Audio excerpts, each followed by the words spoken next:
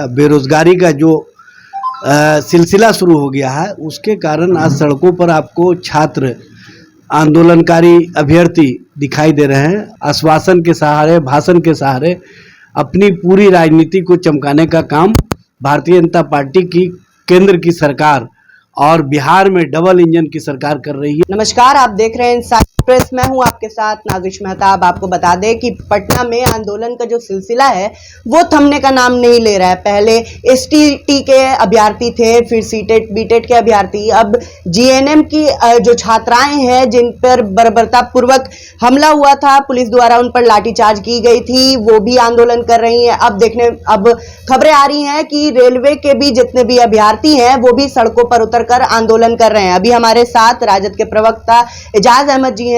Sir, लगातार जो अभ्यर्थी हैं वो सड़क पर उतर रहे हैं और सरकार ने ये भी वादा किया था कि रोजगार देंगे, तो आखिर कमी कहां हो रही है?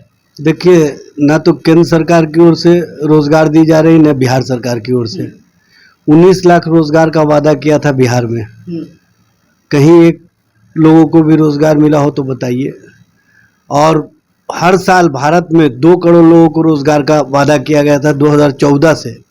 अब तक 8 बरस की सरकार कल हो गया, 8 दूनी 16 करोड़ लोगों को रोजगार मिल जाना चाहिए था। लेकिन अफसोस 3 से 3.5 करोड़ पूरे भारतवर्ष में लोगों को बेरोजगार कर दिया गया छटनी करके। उसी तरह की स्थिति बिहार में भी है।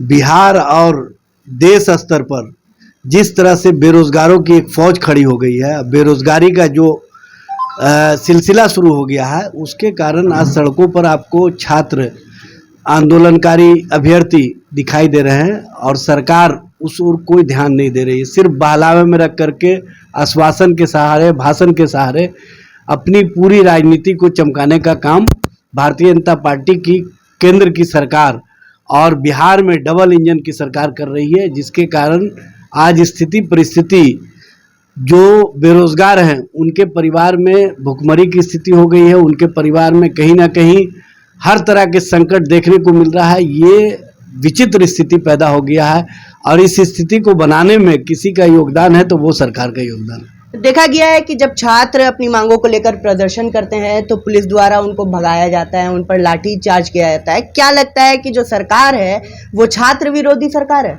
देखिए, बिहार में छात्र ही नहीं बल्कि कोई राजनीतिक दल, कोई विरोधी पार्टी के नेता कार्यकर्ता सड़कों पर उतरते हैं तो उनके साथ भी पुलिसिया अत्याचार देखने को मिलता है।